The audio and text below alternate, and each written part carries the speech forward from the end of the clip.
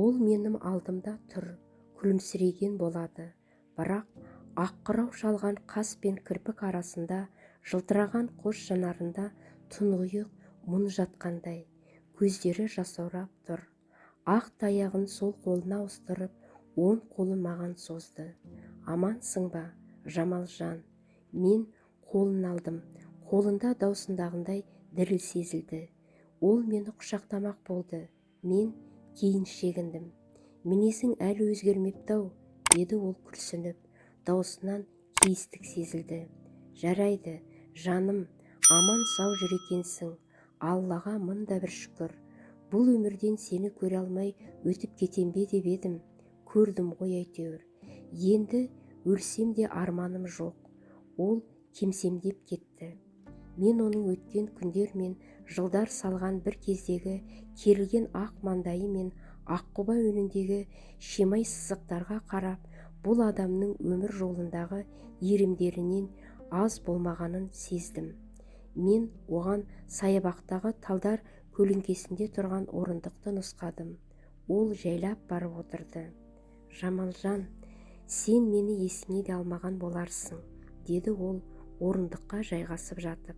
Ал мен болсам, сені есіме алмаған күндерім кемде кем шығар.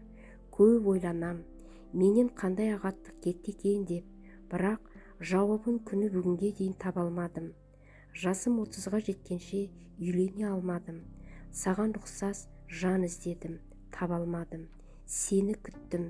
Күндерде бір күні дәм тұздары жараспай ажырасып қалса, мүмкін мені іздер деп. Кешірші айналайын, бірақ саған жаманшылық тілемедім, тек армандағаным ғой. Менің есіме оның бір жазған хаты түсті. Ол кезде мен 3-ші ұлыма босанып үйде едім. Қызметтес құрбым бір хат әкеліп берді. Біздің редакцияға сенің атыңа мынандай хат беріп жіберіпті, деп маған ұсынды. Мен хатты аштым. Жамаш, жаным, аман есен жүрмісің? Аяқ астынан хат жазғаным үшін кешірім өтінем. Тек қана амандығыңды білейін дегенім ғой. Жасым биыл 30-ға толды. Әлі үйленген жоқпын. Бұл жалғанда саған ұқсас жан таппадым. Өмір бойға арманым өзің болып қалдың. Өзіңді бір көрсем деп арнайы іздеп келіп едім, сені демалыста деді. Амал не? Кездесудің реті келмеді. Аман бол жаным, мен саған ренжімеймін. Білем, жүрекке әмір жүрмесін. Сен өз сүйгеніңе қосылдың. Тағдырың солай шығар. Тек сені сағынып жүрмін. Армандай берем. Кешірші жаным, мен Дианаңды, Қадыр, деп жазған еді.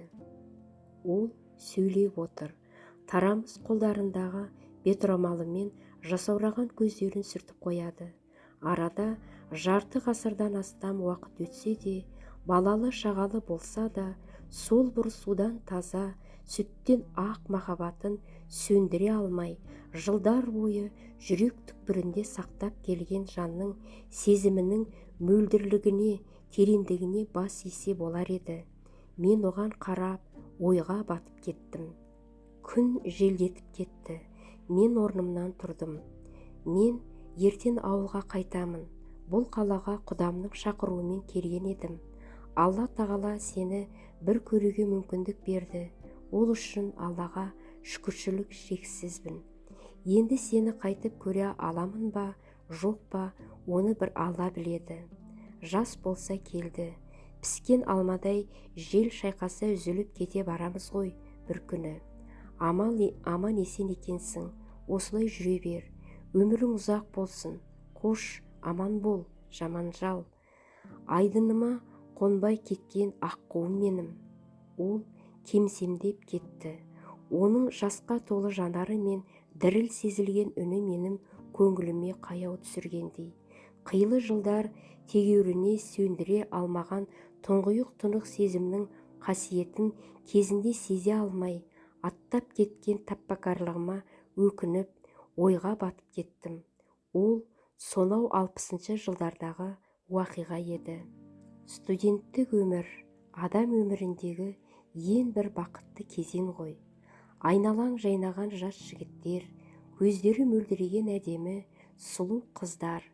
Кімді сүйіп, кімді қаларыңды білмейде дал қаласың. Әрине, бірден біреуін ұнатып, сонымен достасып кетсең құба-құп, ал сені бір емес, екі бірдей жігіт ұнатсашы, және екеуі де тамаша, бірінен бірі абзал жандар болса қайтесің?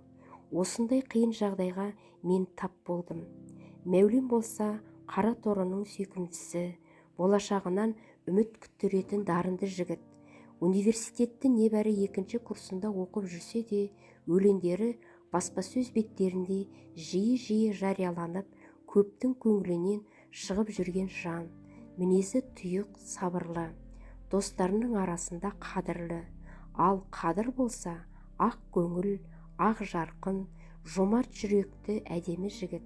Спорт шебері, республикалық жарыстарда талай жеңістерге жетіп, алтыннан алқа тағып, ел құрметіне бөленген жұлдыз, болашақ педагог, ұстаз. Екеуі де оқта-текте келіп, мені қыдыруға, кино, театрларға апарып жүреді. Бірақ бірімен бірін кездестірмеймін. Қалау менде. Күндерде бір күні көңілім біреуіне ауатын шығар деп үміттенем. Сөйтіп жүрген күндердің бірінде өзімнің Мәуленді көбірек ойлайтынымды сездім. Оның келуін күтетін болдым. Бірақ сирек келеді. Әрі артық сөзі жоқ. Көбіне үнсіз жүреді. Япырай деп ойлаймын ішімнен. Ақын, жазушы, журналист дегендер тілге бай, әзілге шебер жандар ғой. Ал мынау болса қолтығымнан демеп, үн-түнсіз жүреді де қояды. Тек қоштасар сәтте маған ұзақ қадала қарап тұрып қалады. Бірде-бір сыр тартқым келіп, Мәулен, сенің сүйген қызың бар ма? Айтшы, деп қалдым.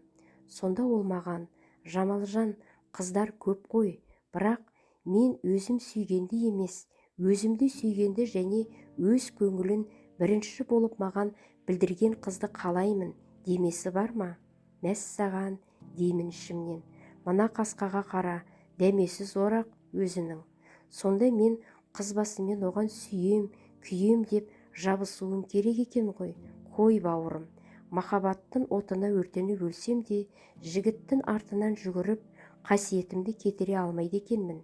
Мен оған сүйем, күйем десем, ал мені сүймеймін, кешір десе не болғаным? Мұндай тұйық, өркөкірек адамнан ондай да қылық шығуы мүмкін ғой. Мен ойға батып кеттім. Кенет ол, Жамалжан, неге үндемей қалдың? Менің жауабым ұнамады ма? Деді ол күлімсіреп. Ренжімеші, әзілдегенім ғой. Ол қос қолымен менің қолдарымды ұстап өзіне тартты. Мен сәл шегініп, жүр, қайттық, күн желдетіп кетті ғой. Мен тонайын дедім. Әрі кеш барсам жатақханаға кіргізбей әуре қылар деп жолға түстім. Көңілім құлазып, көзіме жас келді. Сол кезде өзімнің оны ұнатып қалғанымды сездім. Бірақ ол маған салқындау сияқты көрінді. Бір күннен кейін Қадыр келді. Велосипедтен одақ көлеміндегі жарысқа қатысып, алтын алқа тағып қайтыпты. Алқасына көрімдік алмақ болып, қалтасына сала келіпті. Жамалжан, Жамаш, көрімдік бер. Міне, менің олжам деп қалтасынан алқасын алып, менің мойныма іле салды. Қуанышында шек жоқ. Мәскеуде өткен жарыстан кеше кеш оралдым. Жаным, сені сағынып кеттім. Бүгін бірден өзіңе келдім. Сен мені сағындың ба? Тосын сұраққа не дерімді білмей. Не? Мен сені сағынуым керек пе еді? Дедім. Ол үндемей қалды. Сәлден соң, Жамаш, көптен бері саған айтуға батылым жетпей жүреді. Мен сені жанымдай жақсы көрем. Маған тұрмысқа шығасың ба? Демей ме? Аққуба өні қызыл шырайланып. Жарайды, бірден жауап бермей-ақ қой. Мен асықтырмаймын. Ойлан, жаным, деді ол көзіме күлімдей қарап. Менің өзіне абыржи қарағанымды сезіп, тосын ұсыныстан тосылып қалдым. Егер осы ұсынысты маған Қадыр емес, Мәулен айтса, мен қарсы болмас едім. Амал не? Ол өз сезімін сездірер түрі жоқ. Қадыр келуін жиілетті. Құшағымды гүлге толтырады, саябақты саялап, қайықпен көлде жүзіп, екеуміз мәз-мейрам боп жүреміз. Ал Мәулен оқта-текте бір келеді. Бір жолы ішіп келгенін сезіп, арақ ішіп алғансың ба деп едім, кейіп ол. Кешірші, айналайын. Менің алғашқы өлеңдер жинағым шығып еді, соны достарымен жуғаным ғой, деді. Маған кішкене кітапша өлеңдер жинағын ұсынды. Көп жүрдік, көп қыдырдық. Саған да жуып берейін деп мейрамханаға алып барды. Шампан алды. Мен татпадым. Ол бір-екі рет аздап ұрттады. Біз жатақханаға жете бергенде ауладан шығып кетіп бара жатқан Қадырды көріп қалдым. Ол бізді талдардың тасасынан байқамаса керек. Бөлмеге кіргенде Роза деген бір бөлмеде жататын жаныма жақын сырлас құрбым. Жамаш, Қадыр келіп сені ұзақ күтті. Біз оған күтпей-ақ қой, ол кеш оралуы мүмкін. Тастақ жақта тұратын ағасының үйіне кеткен болуы керек, дедік. Ол жаңа ғана шығып кетті. Жолда көрмедіңдер ме? Әне саған гүл әкеліп қойды, деді. Жамаш, сен неге осы Қадырға тұрмысқа шықпайсың? Бой десе бойы, ой десе ойы бар. Қыздардың бәрі оған қызығады. Ақ көңіл, қашанда әзілдеп, келсе бәрімізді күлдіріп, мәз-мейрам қып кетеді. Ал Мәулен бізбен сөйлеспейді, әрі Қадыр сияқты әдемі емес қой деп қояды. Мен соның әдемілігінен қорқам. Ондайларға жабысатын қыздар көп. Кейін менен де әдемі біреуіне көңілі ауып кетсе, қиын болады ғой. Ал Мәулен болса ешкімге елпектемейді, әрі оған да ешкім жабыса қоймас. Сондықтан өміріміз тұрақты болар еді. Бірақ ол маған ашып, айырып ештеңе айтар емес. Сонымен Мәуленде үн жоқ. Тек қоштасарда көзіме ұзақ қарап, екі қолымен білектерімді қысып ұстап тұрып алады. Мен ақырын қолдарымды босатып аламын. Сау бол деймін. Ол көріскенше дейді. Мен кете берем. Ол сонымнан ұзақ қарап тұрып қалады. Сарт-сорт тарс-тұрс еткен пойыз дөңгелектерінің үні мен сәбидей әлдилеген тербелістен ұйқым келіп, көзім ілініп кеткен екен. Біреу купеге кіріп келіп, мен жатқан төменгі орынның бір шетіне отырды. Мен оянып кеттім. Қарасам, күлімсіреп Қадыр отыр. Жол болсын қарындас, дейді әзілдеп. Роза құрбың сені практикаға 4 айға оңтүстікке кетті, деді. Жөн жосығын сұрап едім, өздері шығарып салған, отырғызған вагонына дейін айтып берді. Сен бара жатқан қала менің туған ауылыма өте жақын. Сондықтан мен сені жеткізіп салайын деп қуа жеттім, деп мәз болып отыр. Иә, ол мені тәжірибе өтетін редакцияға дейін, сосын тұратын пәтеріме дейін шығарып салып, орналастырып кетті. Редакция ұжымы мені жылы қарсы алды. Өздерінде қызмет істейтін Зейнеп деген апайдың үйіне тұрғызуға келіскен еді. Екеуінен күнде хат алам. Соңғы кезде Мәулен бір күнде 2 хат жазатынды шығарды. Ақын ғой, өлеңдетіп те жібереді. Мені мақтайды, гүлге, жұлдызға, тіпті айға да теңейді. Бірақ өз сезімі жайлы тіс жармайды. Одан алыстаған сайын сағынышым үдеп, жүрегім қатты толқиды. Хаттарын асыға күтем, асыға ашып оқимын. Шіркін-ай, жұлдыз бен айға теңегенше Жамалжан, сені сүйем десе ғой деп армандаймын. Ал Қадырдан күнде бір хат келеді. Онда ай да жұлдыз да жоқ, өз жағдайын жазады. Сағындым дейді.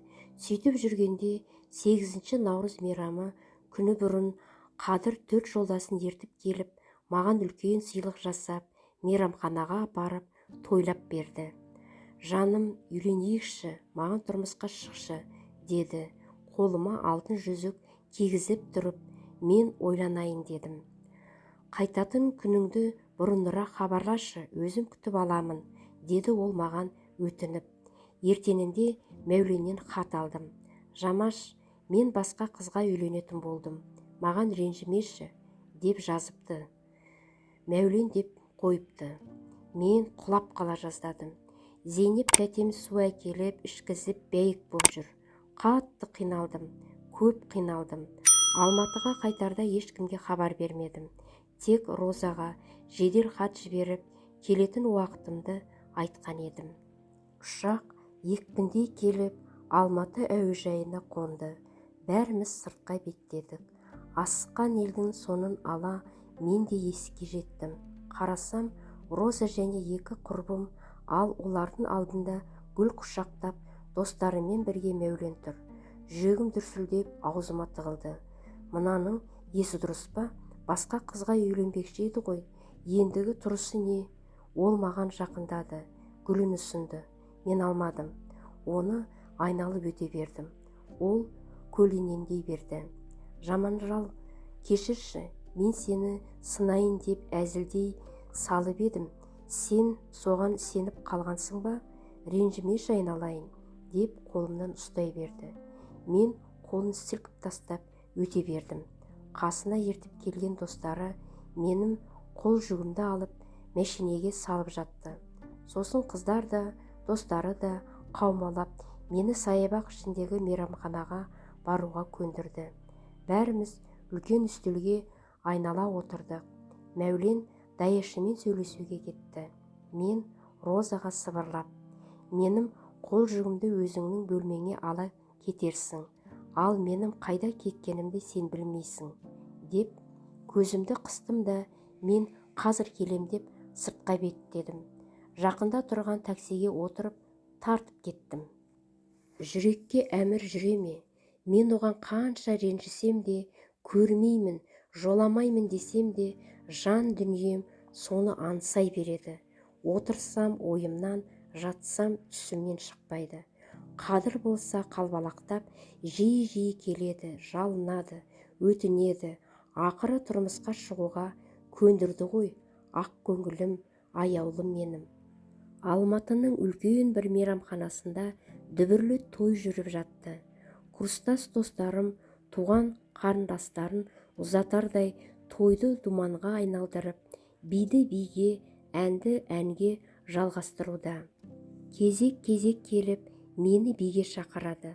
Кенет келесі біреуі алдыма келіп тұра қалды. Қарындас, сізді биге шақырсам бола ма? Қарындасы несі? Курстастарым қарындас демеуші еді ғой, деп бетіне қарай бергенде жүрегім зу ете түсті. Алдымда күлімсіреп Мәулен тұр. Жаным, деді ол, жан-жағына көз тастап, менімен билей жүріп, мен сенсіз өмір сүре алмасымды сездім. Сүйем сені, жанымдай сүйем.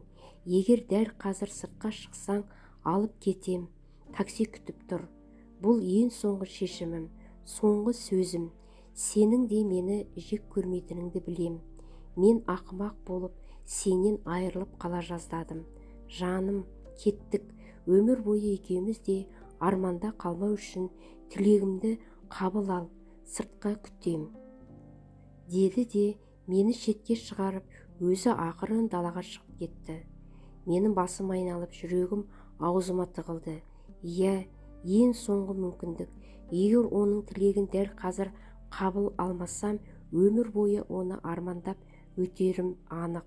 Себебі мен өзімнің оған деген сезімімді қанша тұншықтырсам да, жан дүнием тек соны қалайтынын сезінетінмін. Оған қанша ренжісем де, бәрібір жаным жай таппай оны іздейтінмін. Көргім келеді, аңсаймын. Енді міне ол менің алдымда тұр. Менің арманым осы емес пе еді? Ал қабыл алсам, мынау жұрт, ата-анам, курстас құрбыларыма не айтам? Қатты толқыдым. Жүрегім дүрс-дүрс соғып, көзім қарауытып кетті. Ақырын Розаның жанына бардым. Сыртқа шығып келейікші дедім. Ол ештеңе сезбестен ілесе берді. Мен машинаға жақындай беріп, Роза, жаным, дыбыс шығара өрме, дедім де ашық тұрған машинаның есігіне еніп кеттім. Бір жігіт Розаны да ішке кіргізіп жіберді. Машина ызғи жөнелді. Дүбірлеп жатқан той аяқ астынан у-шуға айналып кетті. Дастархан басындағылар өре түрегелді. Мейрамхана ішін күймен тербеп тұрған музыка үні өшіп қалды. Күйеу бала достарымен далаға ұмтылды. Абыр-дабыр, ду-ду сөздер. Не болды? Не дейді? Қыз қашып кетті. Қой әрі, мүмкін емес қой ол. Сыртта тұрған шығар, қараңдар байқап. Машинамен келгендер күйеу бала мінген машинаға ілесті. Әркім әр жаққа ұмтылысты. Біреулер милицияға телефон шалып жатты. Қыз жақтан келген құдалар үрпейіп, бір-біріне қарап, айтуға сөз таппай тұр. Жігіт жағындағылар оларға алая қарап, кейбіреулері ауыр сөздер де айтып қалып жатты. Керегі не, той болмады. Шырқы бұзылды. Ел тарай бастады. Қыз сол кеткеннен мол кетті. Қанша сабылып іздегенмен табылмады. Мен сырттай оқуға ауыстым. Кейін курстас достарымнан естідім.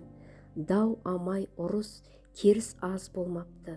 Ата-анам той шығынын толық төледі. Қадыр болса асылып өлмек боп әзер алып қалыпты. Содан бері жарты ғасырға жуық уақыт өтіпті. Балалы шағалы болдық. Көптің бірі болып өмір сүрдік. Мәулен ішімдікпен біраз жыл дос болды. Алғашқы бірер жыл тату-тәтті өмір сүрдік. Екінші өлең кітапшасы шыққаннан кейін оның мінез құлқы өзгеріп кетті. Жуудан басталған ішу жалғаса берді. Жазу да, ойлау да, өлең жыр да жайына қалды. Махаббат пен сыйласымдылық ақынның көлеңкесінде қалды. Ал өмір тоқтаусыз өте берді. Біз қартайып, 40 белде асқанда Мәулен қайтыс болды. Сол тойдан кейін қанша жыр ғұмыр кешсем де, оқта-текте Қадыр елесі есіме түссе, жүрегім сыздап, өзім теріс қылығыма өкініштен өзегім өртенеді. Енді міне, араға жарты ғасыр салып, ол менің алдымда тұр. Мен одан кешірім сұрауым керек пе? Ол мені кешіре ме?